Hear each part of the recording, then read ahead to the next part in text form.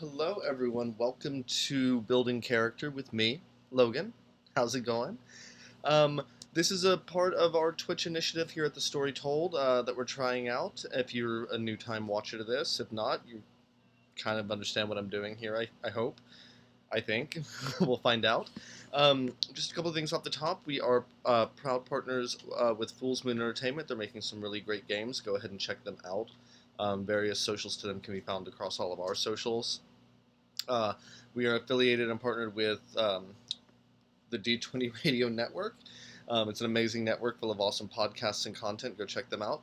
And we are still partnered with Metallic Dice Games. Enter the code STORYTOLD10 into your order and receive 10% off. You'll find links to that on our website, which is thestorytoldpodcast.com. Well, another Monday, another character, it seems. And tonight, I'm kind of returning a little bit to the World of Darkness. I know we started this off with Changeling the Dreaming. But tonight we're going to be doing Vampire the Masquerade 5th edition. It functions a little differently in terms of how a character is built. But what you need to know is the World of Darkness is just like our world, except maybe a little darker. Anything that is bad or not going right here is happening there, but with a little bit more of a sinister edge. And even things that are hopeful and happy and joyous and kind aren't always what they seem. The world is filled with all kinds of supernaturals. In the World of Darkness, you had the big three, which were mages, vampires, and werewolves. You also had wraiths, mummies, changelings, like as you've seen, sorcerers, all kinds of stuff. But tonight, we're going to be focusing on the 5th edition of Vampire the Masquerade, which is not without its controversy, but I do think they're trying to mitigate some of the early problems that the game had. But I guess we should get started here. You'll see on your screen the character sheet, I think. Yep, okay, just making sure it was still there. And if you're familiar with World of Darkness, it is very similar. I will say, though, that this game, the layout of the book could have been a little better, I fully believe. But once you do it a few times, it actually is... it actually does work a lot better. You'll notice the attributes are a little, like, kind of a blend of classic World of Darkness, or World of Darkness, and New World of Darkness, also called Chronicles of Darkness. And we're just kind of going to get started here. You will... Just looking for my pages. I thought I had them marked, and apparently I didn't. If you have the book, it's on page 135. And the character creation summary starts on page 136. I'm not sure what those pages are on the PDF. So core concept is what it wants you to start with, and this is what were your character's name in life. I'll come up with the name later. Where and when were they embraced? What is their name now?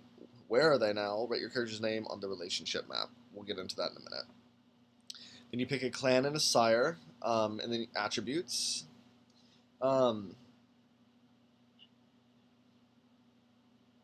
But fourth. Okay. So in Old World of Darkness, all the attributes started with a dot for free. And Vampire 5th Edition, that doesn't happen, but we'll get to that. Let's start with the concept. I kind of have been talking to some friends, and I'm realizing that a lot of my characters are similar in some respects or function in a similar way. And so I'm trying to do something a little different, but I'm not quite sure what I want that to be. I typically play social characters with a mental edge or social characters with a physical edge. I'm kind of wondering if I should make a mental character with a physical edge or a physical character with a mental edge. But I don't know what that kind of concept could be. And I've been struggling with that all day. Has anyone out there listening ever struggled to come up with a concept for a game? It's not fun, or at least I don't find it fun. But we will get there. Let's see. So something. Hmm. Could an Indiana Jones-ish kind of concept work for a vampire? I don't think it could. I mean, at least not. I don't know. What do you think? Does anyone have any ideas out there that they'd like me to try out? I'll wait just a couple minutes or seconds to see if anyone has any ideas. Throw them out. I'm looking at the chat now. I'd be happy to make an idea based on one of your concepts, and see how weird it goes. Because as we saw with the Promethean I made not too long ago, it took a very interesting angle as the evening progressed. So, okay, no ideas coming through. Okay, I guess it's dealer's choice. Well, maybe I could do something like an art historian or an art restorer. Yeah, I think I could like downplay some of the social because yeah. So let's do art historian. Boop, boop, boop, boop. Okay. Next, after I do that, I'm coming up with a name later. You pick your clan and sire. And your sire, for those of you not familiar with vampires, is the vampire that made you. Let's see. What clans are there? Now, the core book doesn't have a ton of clans, but all of them have been released now. And I think some naturally stick out as obvious. I think, Malkavian could be interesting in a weird way. Toreador is a little on the nose. Ventru, being the aristocrats, could be interesting for art historian. Tremere could even have some applicability if you decided to go with some like kind of like occult art historian. But I'm almost wondering if I should maybe go Gangrel. Gangrel, they're the feral outlanders and they blend vampire and beast, and I'm kind of wondering maybe playing up this well, I guess archaeologist before they were embraced, now art historian, shifting stuff, or maybe even an art collector or an, oh my god, completely blanked on words. Archaeologist might be a cool bend. Okay, so I know I want this character to be female. I'll come up with her name in a minute, but her sire's name might have been Henri. Let's just go Henry Matheson. And basically, this will come up if the storyteller in question wanted a character to play as the sire. He'd know who it is, and you could talk to your storyteller and play off of who that's going to be. Okay, so that is that. Flipping back. Now we go into attributes. Again, I think mental is probably going to be her primary, with physical as a secondary. So again, it doesn't quite function like that. You can put them wherever you want, so it can get really interesting. But I do think I'm going to go with intelligence 4.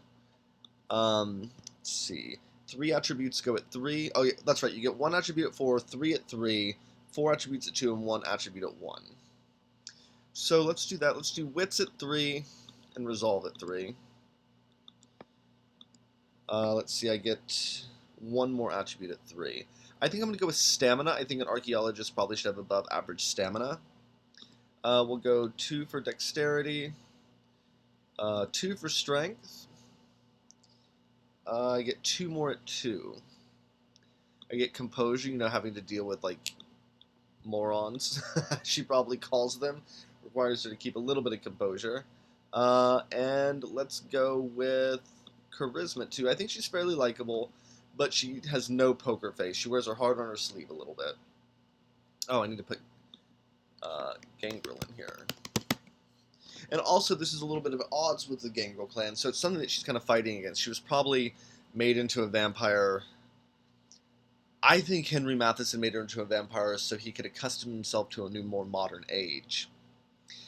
And she was in the wrong place at the, well, right or wrong time, depending on how you think about it.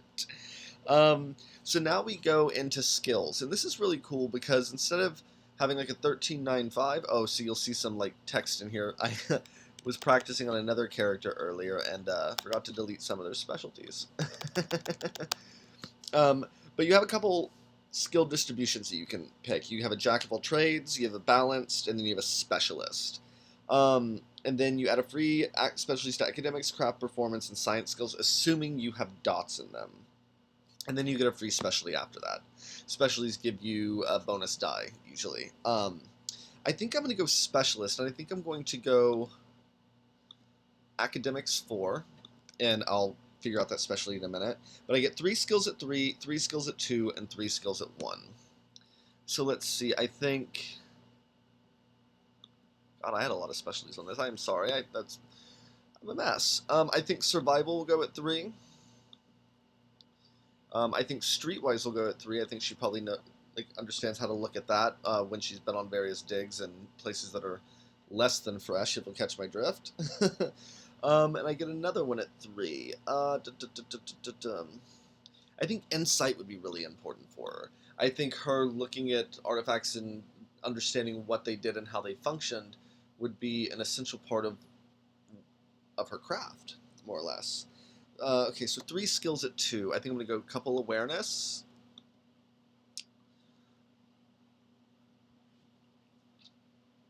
I think a couple in athletics. And I think a couple in persuasion. You know, having to grant right as an idea. So then I get 3 more skills at 1. I definitely want to go occult. I think looking at antiquities, you'd have to like maybe know a little bit about occult practices. You want a sexy vampire man. Well, she is probably going to be a less than sexy vampire woman. I hate to break it to you. She could be sexy, though. That's her prerogative. Whoever plays her can let me know. Let's see. I do think a dot of intimidation makes sense. And I'm realizing now that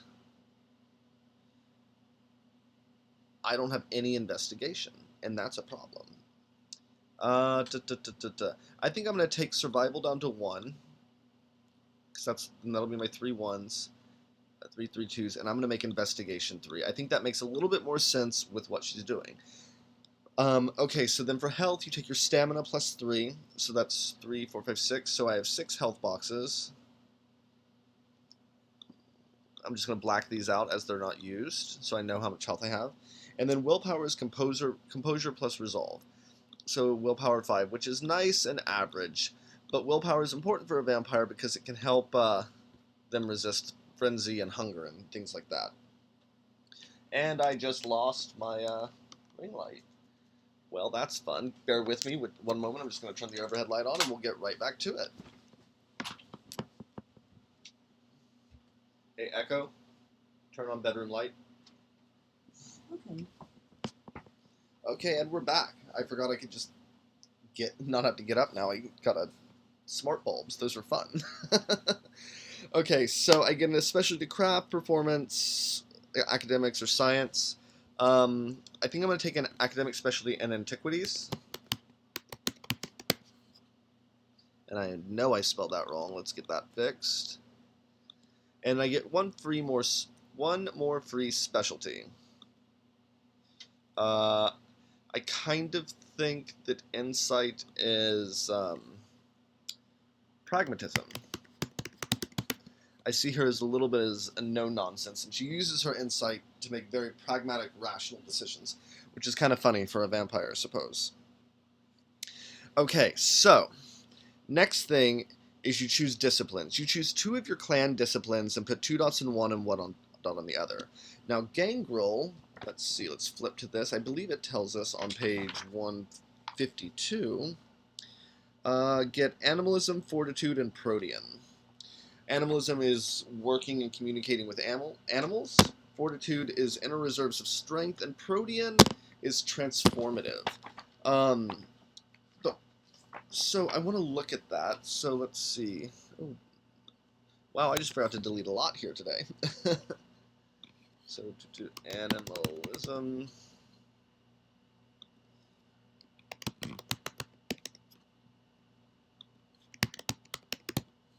Protean.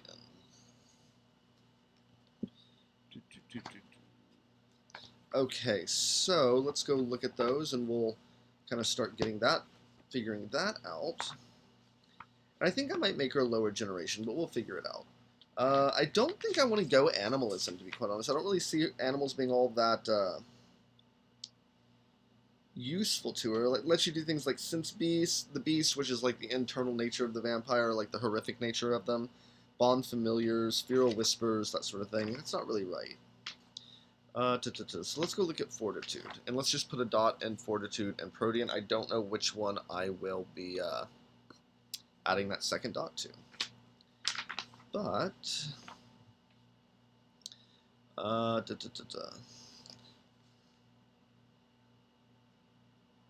ooh, I like that.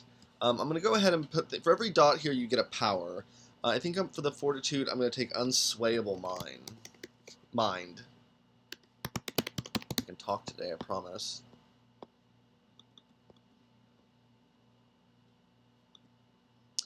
But what is level 2? Toughness and enduring beasts. Oh, no, that's something else. I don't need that. Okay. Okay, so Unswayable Mind, basically, it's free, and I add dots in fortitude as extra dice to any roll made to resist coercion, intimidation, seduction, or any other attempt to sway the user's mind against their will. I think that is vitally important to her, so I'm probably going to make fortitude her 2 dot. But let's go look at protean. Potence, presence, protean.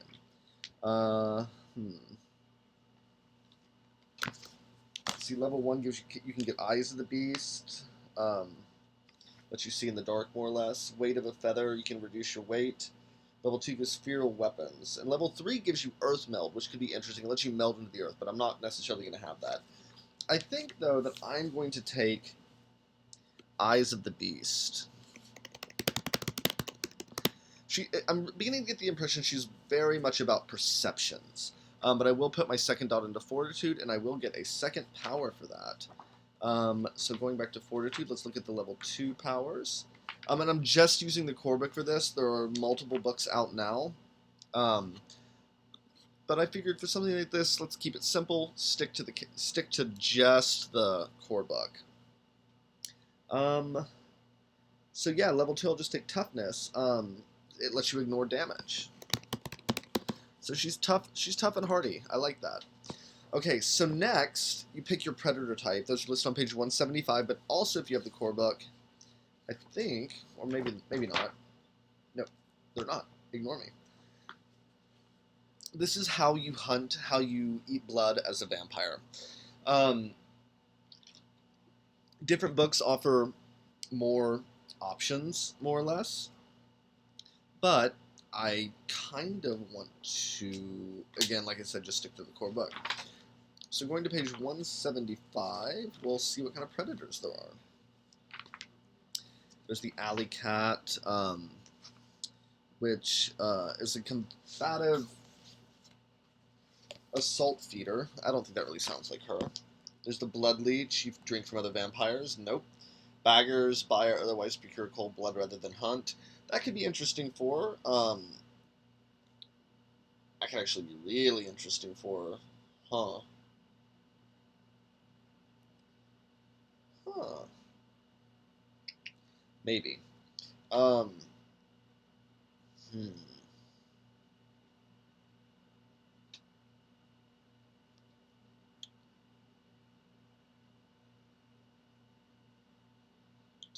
Da-da-da-da. Ooh, this is actually what I want. I kind of like the idea of the consensualist, and I'll be taking Herd as one of my merits for this. You never feed against your victim's free will. You masquerade as a representative of charity blood drive, as a blood drinking kink lord. I think she probably has a ghoul or a retainer that she feeds from. Um, so I'm gonna go consensualist, and I think she's trying to to live her life as if this didn't happen.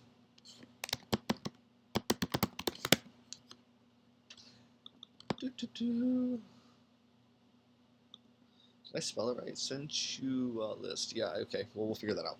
Okay. So add especially to medicine or persuasion vessels. Yeah. So vessels would be people she drinks from. I think that actually fits really well. I gain 1 dot of auspex or fortitude. Now, going fortitude 3 could be really interesting because that would let me get.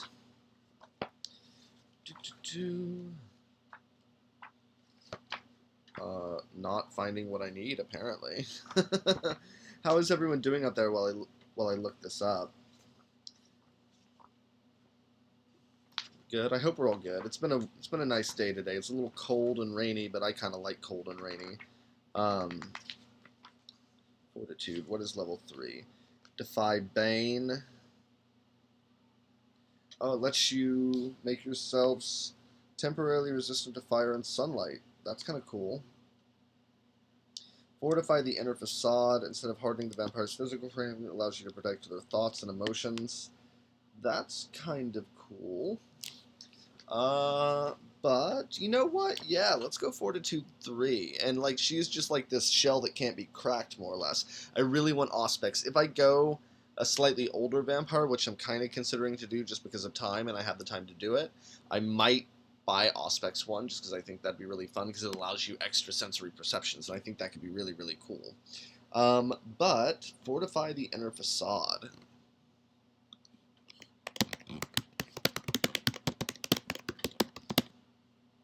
Great. Going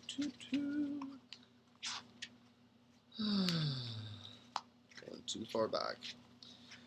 38, 36. Cool. Add 1 dot to the list of discipline and apply any associated advantages or flaws. With the consensualist,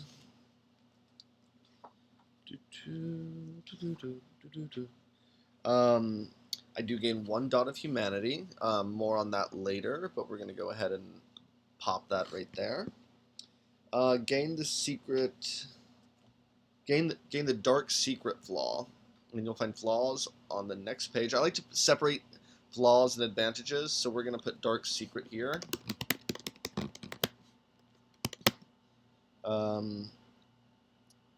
Masquerade Breacher.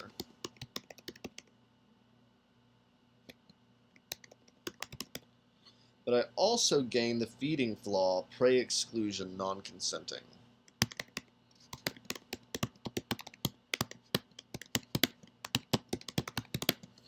Could get real weird for her if she runs out of people to feed from, consensually at least. Which is where that Masquerade Breacher will come in all the time. So now I get 7 points of advantages and 2 points in flaws in additions that I gained from my Predator. Now this is where Vampire 5th Edition gets a little messy.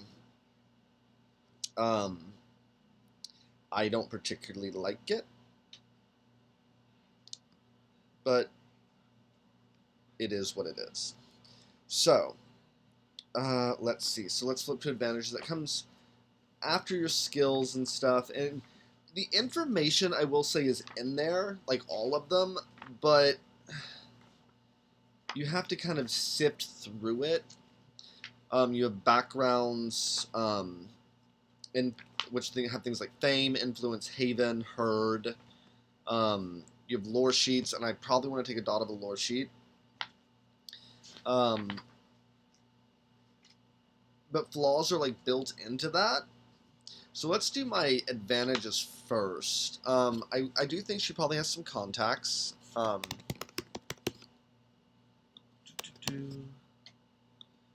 leave those kind of vague for now. I'll put 2 dots in there. Um, so basically, at 2 dots, I have one contact who can do or get something useful for you up to resources 2. I'm not going to take influence. Haven. Hmm. I do think she probably has a Haven. It's smart for a vampire too. Haven 1. You automatically have a default Haven, but having dots in Haven gives you a more secure one. I think she probably is in the apartment of one of her vessels.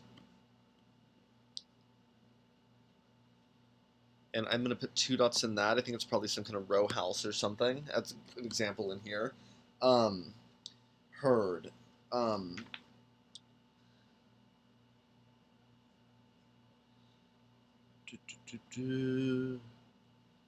I think I'm going to take Herd 1. I think she's pretty insular about that. And I think that plays off the consensualist nicely.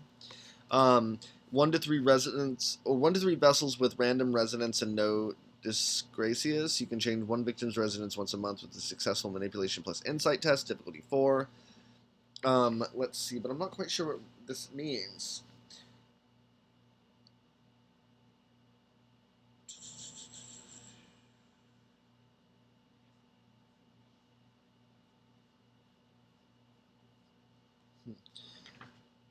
We'll look at that later. I'm gonna put, so it's 1, 2, 3, 4, 5 lore sheet. I'm just going to put 1 dot in here. I'll decide from the book here in a minute. And then resources. She probably can't work as much due to being a vampire, so it's probably depleted her resources and she's started trying to figure out what to do next. But I do have 2 points in flaws. Wow, my phone is blowing up today, guys. Yeah, meh. Okay, that was weird. Um,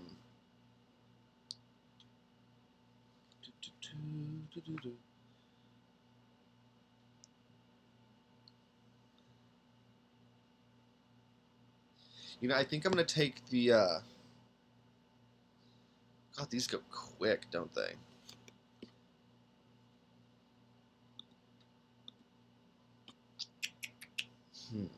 See, this is the difficult part of Vampire the Masquerade 5th Edition is these flaws that you have to take. They're so baked in.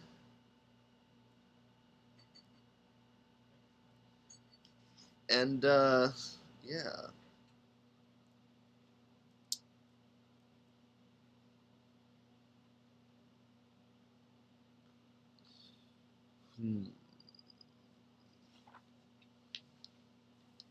I don't like how they set this up. I always have trouble with this. I might take the flaw disliked. It's built into the influence advantage, but disliked, subtract 1 from social dice pools involving any group of the city except your contacts and allies or other explicitly loyal supporters. So my contact, my herd, if someone's tied to my lore sheet, other people in the party.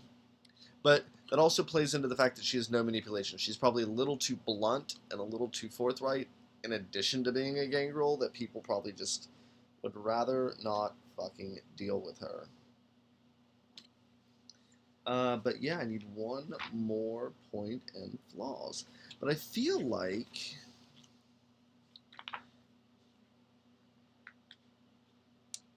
here we are. There's merits and then there's backgrounds. Okay.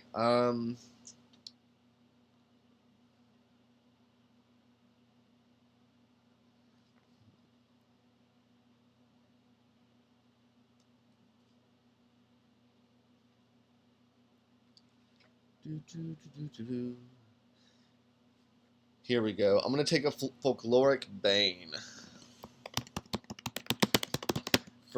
I think this probably ties in nicely to like her antiquities, like in her being an archaeologist. Like she's like ingrained some of this into her. I take aggravated damage from a folkloric bane. Folkloric banes includes ultraviolet light. It damages like sunlight. Silver or silver-plated weapons. Holy water. It damages as fire. Silver or silver-plated weapons deals aggravated damage. I think I'm going to take silver weapons. Now, she's allowed to touch silver. It explicitly says that. You know, as one does.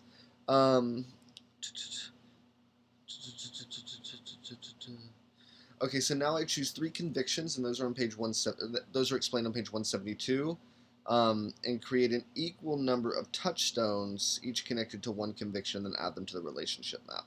Then start your humanity at 7. Now, because I'm a consensualist, her humanity is higher than normal. That probably is another aspect of why she's disliked. So her humanity starts at 8.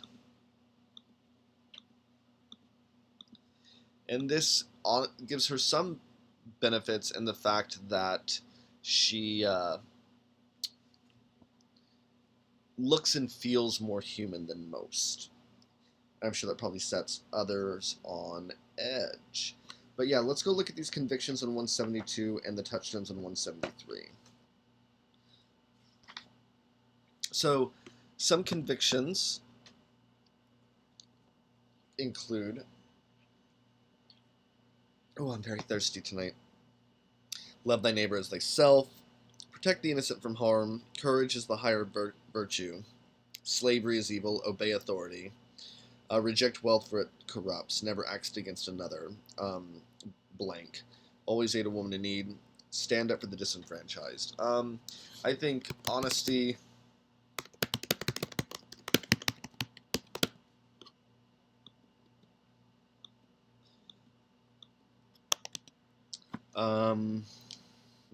thou shalt not torture.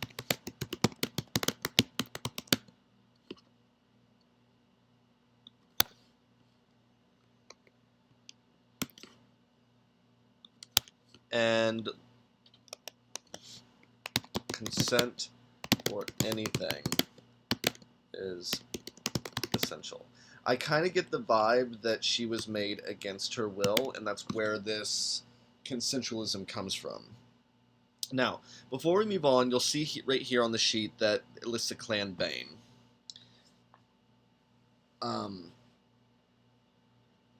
Where do I set blood potency?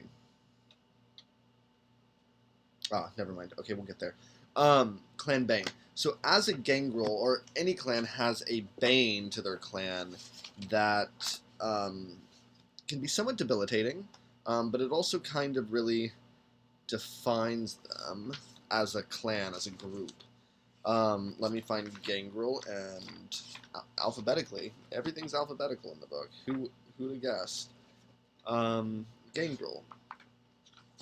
Their bane. The gangrel relate to their beast. I love what it says here. The gangrel relate to their beast much as other kindred relate to the gangrel. Suspicious partnership. So in your frenzy, gangrel gain 1 or more animal features, a physical trait, a smell, a behavioral tie.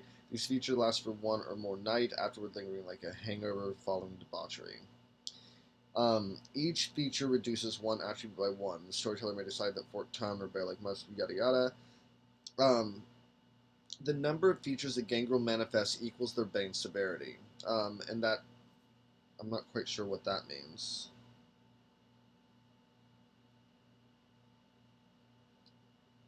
But I think it's how strong the bane manifests. So, I'm just going to put animal features.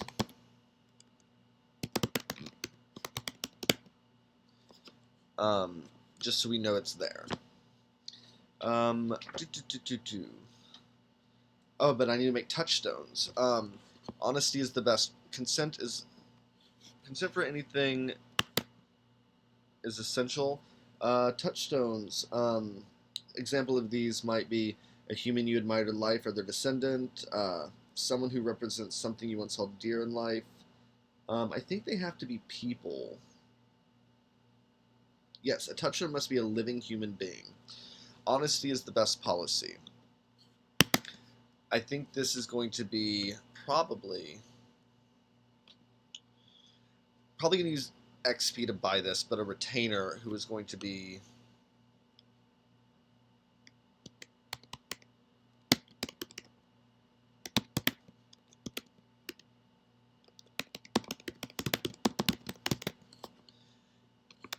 star there because that way I know that she feeds from Mike Dawson. Thou shalt not torture. Um, I think this is probably her contact, Dr.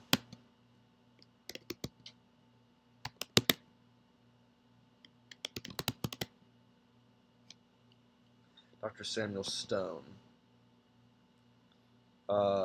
Probably also someone in her herd. Well, no, it's her contact. And she hasn't. She desires him because she wants to eat him probably, but she will not torture him. Meaning she probably does indeed feed from him. And then consent for anything is essential. I think this is probably tied um, to her sire. Oh, it has to be a living human. Oh, um,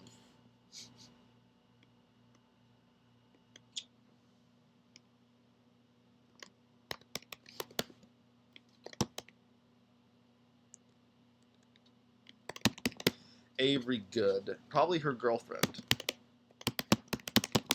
All of these are probably tied into her.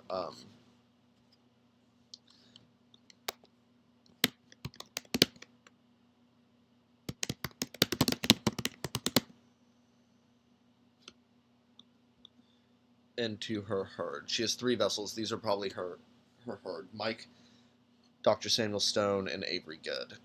Um, yeah. So now we have 3 people that are intimately tied to her that she is trying not to kill, and it's probably becoming more difficult day by day, just due to the rising nature of her beast.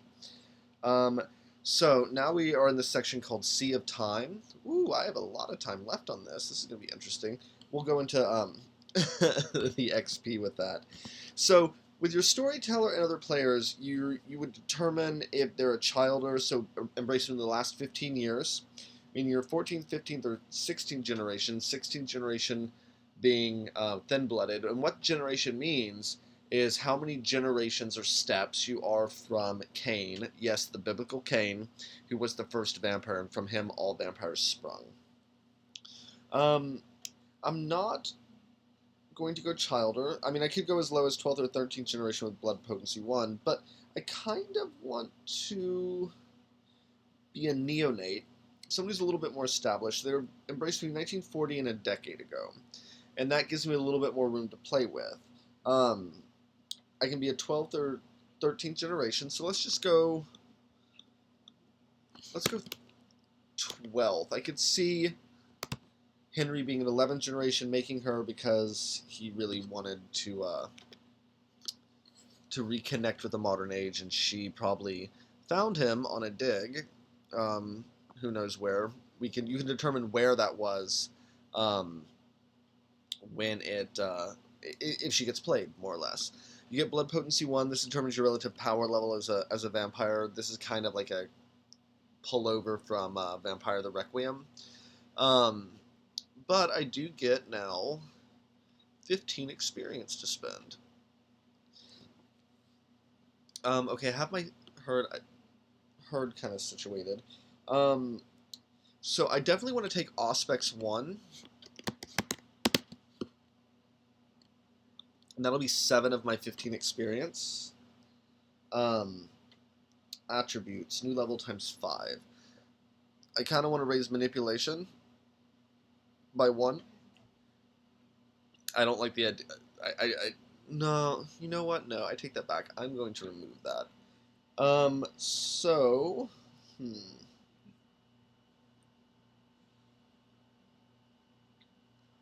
I do want to take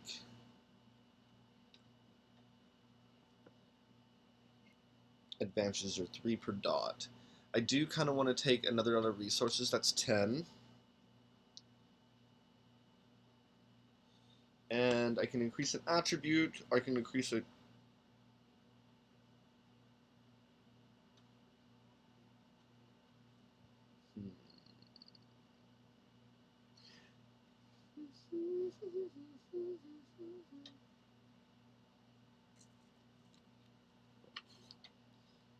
You know what?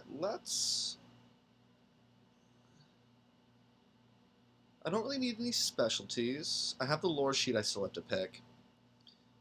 And let's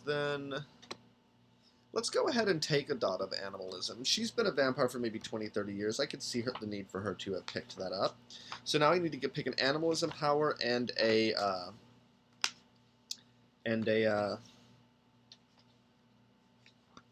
Auspex power. Auspex is probably one of my favorite disciplines, and it's just so useful. So level 1 animalism. You can get something like Bond Familiar and Sense the Beast. I think Sense the Beast makes the most sense. I don't really think she needs like a familiar or anything. That might be also why people don't like her, because she can smell it on them. A lot of her powers are free, which I'm really excited about. But Auspex, level 1, you can get Heightened Senses or Sense the Unseen. Heightened Senses lets you sharpen your senses to a preternatural degree, giving the ability to see in pitch darkness, hear ultrasonic frequencies, and smell the fear of cowering prey. Eyes of the Beast kind of does part of that, but Sense the Unseen is fun. It lets you sense when there's something supernatural hiding in plain sight. Let's go with Sense the Unseen. I do want to pivot a little bit with this character and make her like less social, but I do like this idea of sensing things, and that is like kind of a holdover from what I typically do with characters. But I think it's a small part of kind of who she is.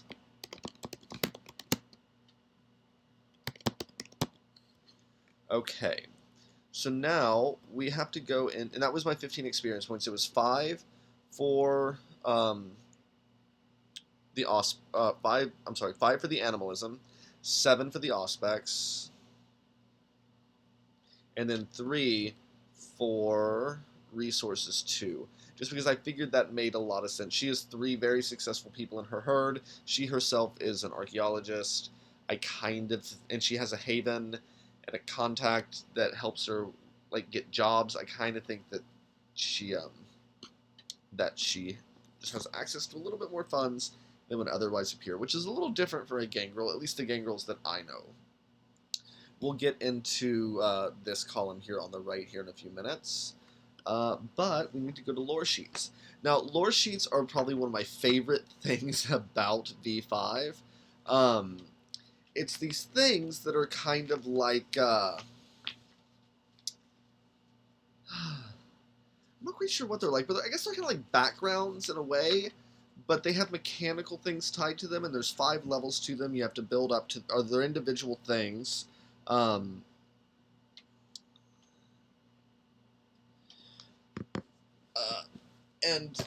they're just like crazy with plot potential, like the Bahari, vampire adherence to the path of Lilith, otherwise known as the Lilian Lithiu or Bahari, revere the progenitor of vampires' primal femininity. Now, if you get into Vampire the Masquerade lore, Lilith is a big part of that. You have Cain, who was the first vampire, but you have Revelations of the Dark Mother, which is akin to the Book of Nod, which is basically the vampire Bible, and it's about the story of Lilith and how she went against God. I might actually do that. It actually plays in nicely, but let's see what else we have. You have ties to like iconic characters like Theo Bell, who is the long seen as the Camarilla loyal lapdog. The Camarilla is the society of vampires that are the quote-unquote good vampires. Very heavy on air quotes with that. The counter to that is the Sabbat, or the Anarchs. Gangrel technically fall into the Anarch, but they kind of flow between the two. There's a lore sheet for the Cainite heresy.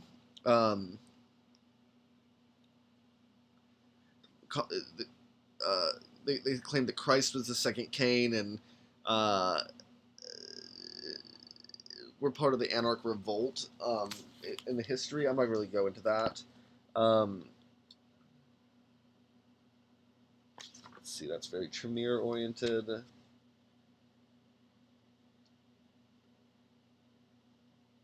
So I'm just looking at these.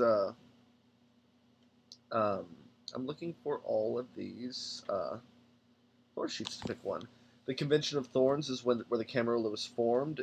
I could be a Thorn's historian, which could fit in really well with her. Um, I could have her searching for Golconda, which is where you achieve true immortality. Descendants of Hardestat, Sect War veteran, the Trinity. The Trinity is with Constantinople. Meh. The Week of Nightmares. So if you're familiar with vampire lore, the Week of Nightmares was led up to um, like the end times, more or less. Um, Rudy.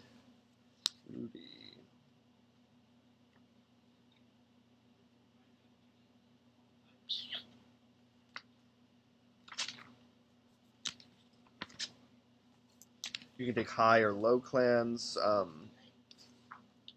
Gangrel would theoretically be, or technically be a low clan. I could be a descendant of Xavier, which is exclusively for Gangrel characters. Um, I don't think that's right for her though. So I'm gonna leave it to you guys. Should she be a Thorn's historian and have studied? Oh, my light is just a mess today. I apologize, everyone. I didn't realize my overhead light was flickering that bad. I got those smart bulbs are being very weird today. But I guess it's spooky for vampires. So I leave it to you guys. Should she be a Thorn's historian and understand the nature of that? Or should she be on the path of Lilith, seeing Lilith as the true messiah of vampiredom? Um,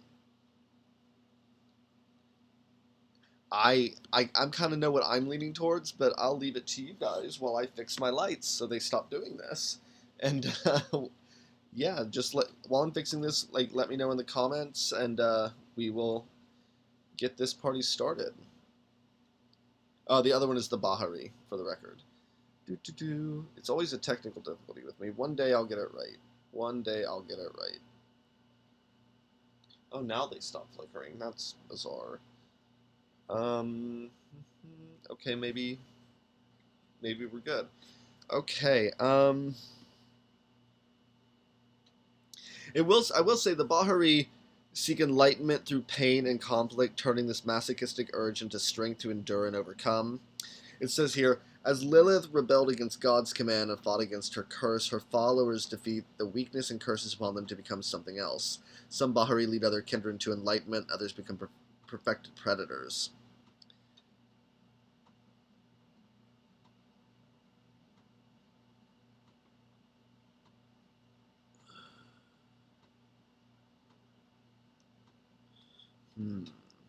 I don't know. I just don't know. I think I'm going to go the Convention of Thorns. You can only have one lore sheet as well, as far as I understand.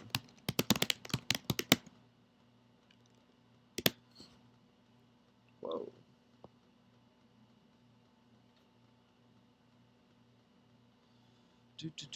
Okay, so now the question is,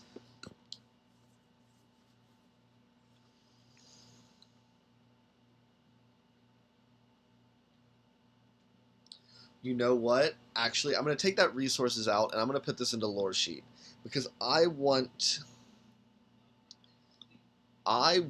her to have the tradition master. So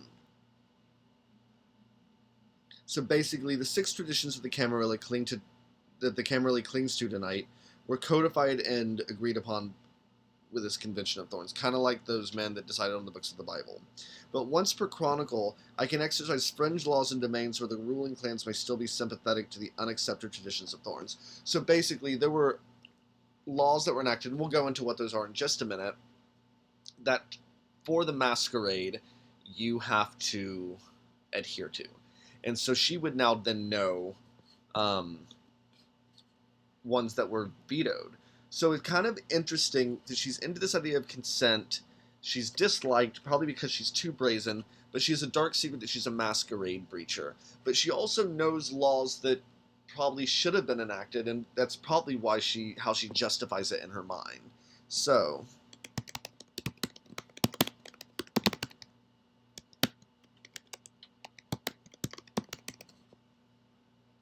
I think she's quite an interesting little gangrel, personally. Okay. So, that is that. I need to name her, um, and do a couple other little things, but we have 10 minutes, so we're good. Um, hmm.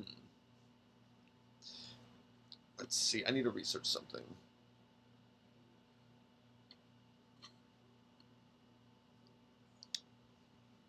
Need to figure out ambition and desire. Let's look at the indexes. I can't remember what those are.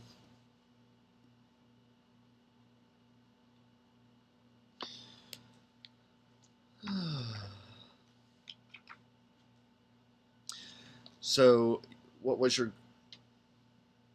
73?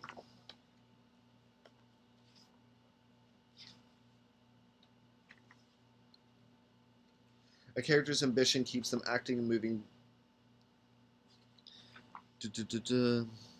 So, an ambition to achieve humanity 10.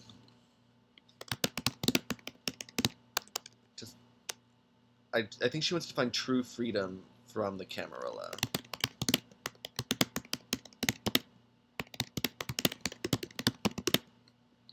Desire is a less than lifelong ambition.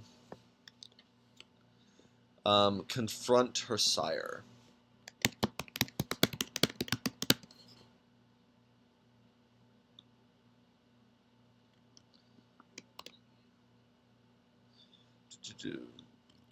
BC. I think I'm going to name her Sharon. And her last name would be Davies. Sharon Davies. With academics for Dr. Sharon Davies. I think she was probably embraced probably in the 80s. So let's see. So, date of death. Let's say 1986. Let's see. So she was 35 when she died. Minus 35. She was born in 1951. And she appears to be 35. It is now 2020. Or 2022. It's not 2020 anymore. Wow. So she's 71 years old. Anything happening in the chat that I missed? No. Okay, cool. Well, I hope you're all having a good time tonight, guys. I know I enjoy doing this and rambling to you on the interwebs. Let's see. Let's look at her physical stats.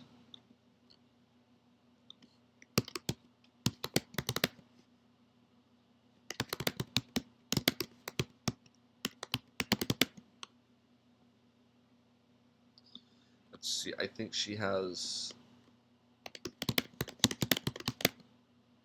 dark brown hair.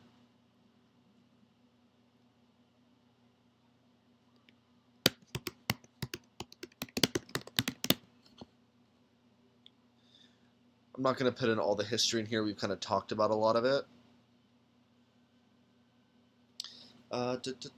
Let's see. Chronicle tenants will be something that you and the other players agree on for how the chronicle goes. I need to figure out what this resonance thing is, because that's that I'm not fully aware of.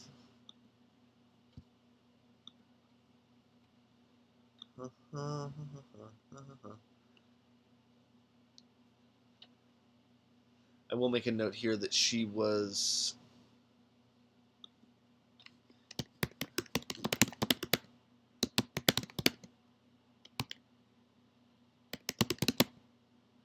She was embraced on a dig in Ireland, and has now probably come back to America, or wherever you need her to go, too. But her herd probably works with her and has worked with her. They're probably aging a little bit, too. Which is probably not... which is probably scaring the ever-living shit out of her, if we're being completely honest. Can you imagine? Your herd that you can only feed from people who consent and having to find people that you trust? Wow.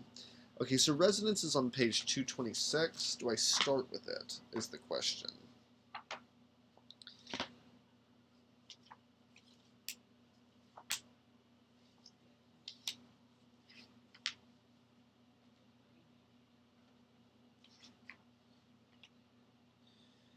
Okay, so blood type is expressed as resonance. Unless looking only for survival or fuel, a drinker should care what prey they feed from. Resonance flavors the blood.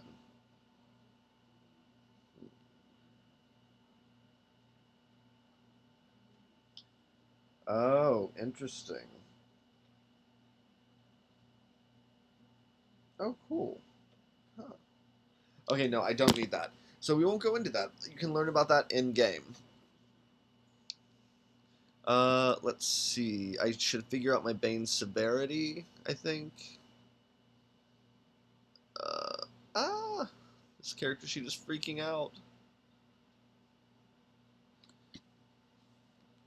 Let's see.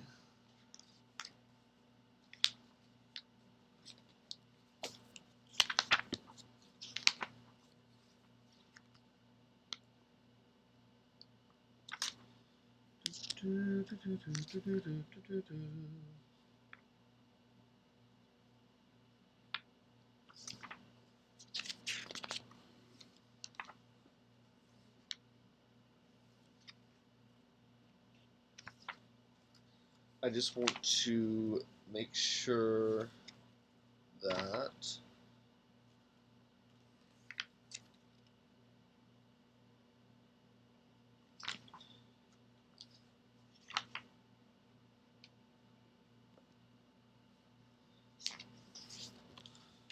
Blood surge. This will probably all be in the same section. But everything is filled out for you, so if you choose to use Sharon, um, that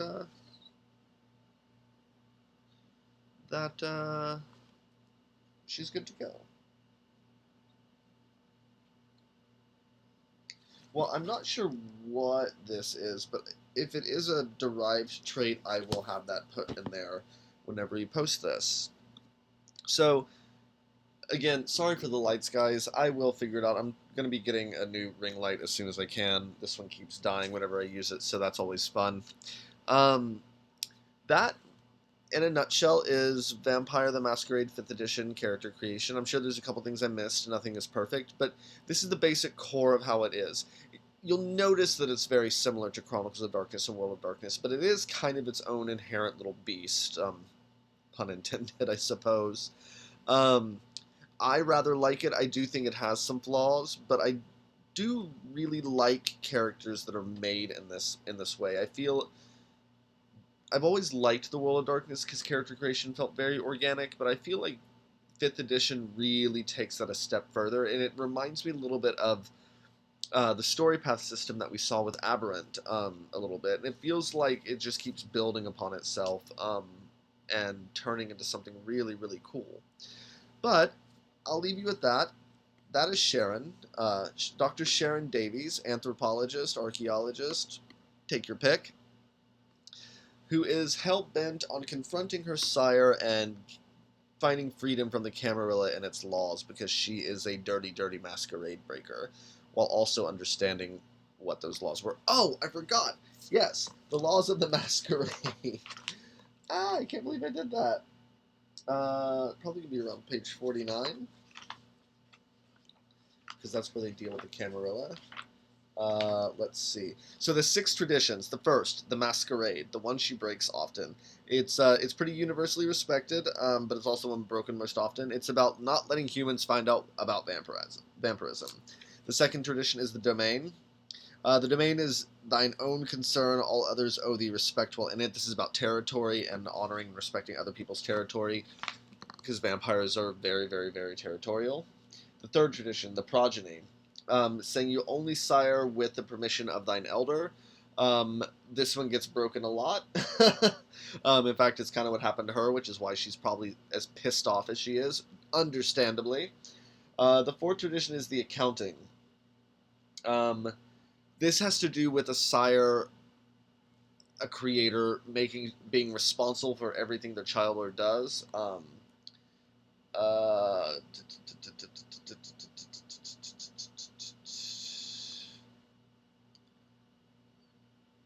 and it's like eternal. Like you are always going to be judged by what your child does. The fifth tradition is hospitality. this has to do with territory 2. When you go to a foreign territory, you have to announce yourself and ask for hospitality, which can be freely given. And the sixth tradition is destruction. You're forbidden to destroy another vampire. The right of destruction belongeth to your elder, and only the eldest can call the blood hunt. The blood hunt is a hunt for another vampire. I think she could be a really, really interesting vampire on a blood hunt. Maybe she wants to have her sire destroyed for creating her without consent. Maybe she is talking about how he broke one of the Camarilla traditions in making her, and she has been fighting without fail, while also being a masquerade breaker herself, to seek justice for what was done to her. But who knows? All of that can be changed. These are just numbers on a page for you to have fun with and interpret and do what you want with. But thank you so much for listening tonight. If you liked what you saw, please follow and subscribe to the channel. Keep in mind that the Body Electric is the AP that we have here on the Story Told Twitch, and we will be back at it after missing last week on the 29th. I'm really excited for that to be going on and seeing what happens with Owen and the rest of the gang. But if you have any questions, please hop on our Discord, and we are more than happy to start chatting with you. Have a great night. Bye-bye.